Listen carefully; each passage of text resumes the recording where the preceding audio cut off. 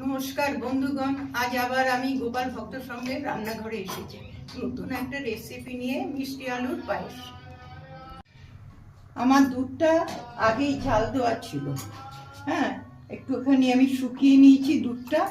এবার আবার আমি গরম করছি, একটু ফুটলে পর আমি আলুটা দিয়ে দেবো। আলুটাকে আমি গ্রেট করে রেখেছি। আমার দুধটা ফুটে এসছে, এবার আমি আলুটা ছেড়ে দেব। একটা আলু প্রায় 300 গ্রাম, সেইটা আমি এর মধ্যে দিয়ে দিচ্ছি।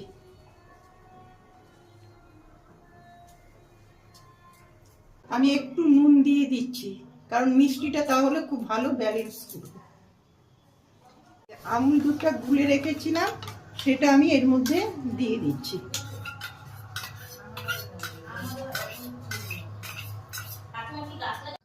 দুধের মধ্যে আমি 2টো এলাচ দিয়ে দিয়েছি ফাটিয়ে। আমি একটু আমন্ড বাদাম আর কাজু বাদামের গুঁড়ো করা সেটা দিয়ে দিচ্ছি। আমার এটা হয়ে এসছে, এবার আমি গুড়টা দিচ্ছি।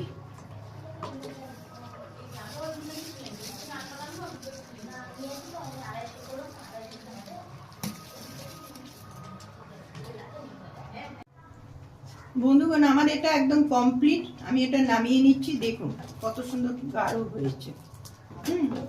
এবার আমি গ্যাসটা অফ করে দেব। তবে আমি এখানে 1 প্যাকেট দুধ নিয়ে 300 গ্রাম আলু আর আমুল দুধের প্যাকেট দিয়েছি।